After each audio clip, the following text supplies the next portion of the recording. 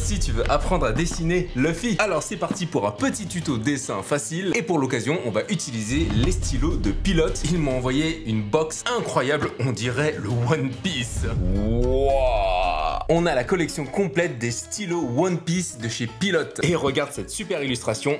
Mais c'est pas tout. Dans cette première rangée, on trouve 3 gammes différentes de stylos Pilote. Waouh, ça c'est du trésor. Il y a des chaussettes One Piece, la gamme complète de leurs stylos Friction et G2, ainsi qu'une figurine Luffy. Ce package est juste incroyable, mais passons au tuto dessin. Je vais commencer par utiliser les Pilote G2, stylos non effaçables. L'encre coule de manière très fluide, que ce soit pour écrire, faire des croquis ou même du repassage type liner. Je me suis amusé à utiliser différentes couleurs pour un premier test sympathique. Maintenant pour le tuto, je sais que la majeure partie d'entre nous a besoin d'effacer pour pouvoir corriger. Les Pilote Friction sont parfaits pour ça. Faisons un petit tuto du visage de Luffy. Premièrement, trace un cercle. Il n'a pas forcément besoin d'être parfait. Si tu utilises un crayon ou des Friction Balls de Pilote, tu peux effacer et recommencer. Mon cercle est plutôt pas mal. On va passer à l'étape 2. Trace une courbe qui va séparer 1/3, 2/3 le cercle et tu vas commencer à sentir le volume apparaître sur ton dessin. Sur l'étape 3, on va tracer une autre courbe à l'horizontale pour couper le cercle en 4. Attention, c'est bien une courbe, pas un trait. Un petit peu vers le haut, comme ça, on sent bien le volume. Sur l'étape 4, on va rajouter une petite partie en dessous du cercle que je vais dessiner en rouge pour que tu puisses bien voir. C'est la partie menton du visage de Luffy. C'est un petit peu pointu. Après, on pourra réajuster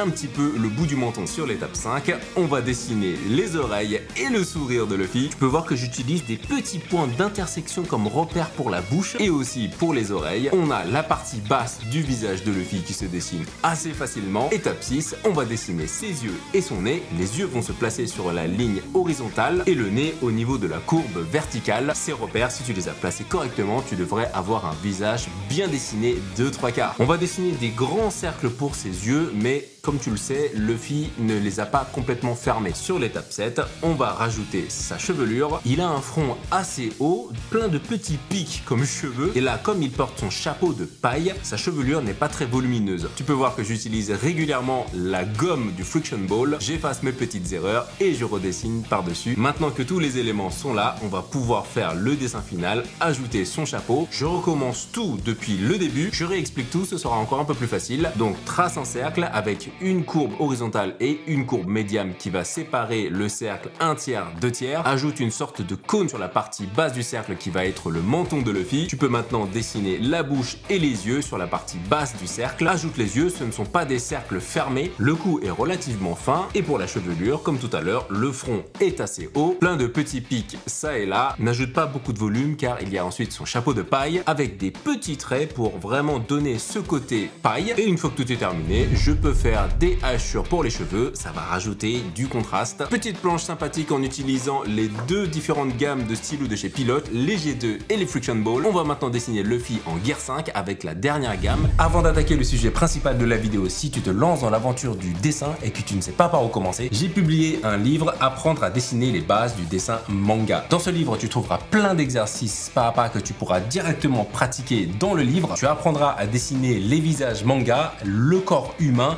la perspective, les paysages, les vêtements et quelques poses dynamiques. Sur 150 pages, c'est une parfaite introduction au dessin manga. Ce livre est à la fois adapté aux enfants comme aux adultes qui se lancent dans l'aventure du dessin. C'est vraiment la base des bases et j'ai simplifié au maximum pour que tu puisses comprendre chaque sujet facilement, que tu pourras pratiquer directement en dessinant dans le livre. Pour commander mon nouveau livre, le lien est juste dans la description. On commence avec ce fameux cercle et la division du visage avec deux courbes. Pour le corps, on va utiliser des traits simplifiés. Ça va être des bâtons reliés avec des petits cercles, comme le squelette du corps de Luffy. Il va être en mode attaque, en train de sourire, un point derrière, un point devant, comme s'il était en train de charger de l'énergie. Les jambes bien écartées, en position, prêt à attaquer, ultra concentré. Et derrière lui, il y aura un fameux point noir métallisé qui sort de sa fumée. Voilà, ça c'est le schéma. En rouge, j'ai dessiné Luffy et en bleu, il y a un peu tous les éléments de décoration. Maintenant, on peut passer au repassage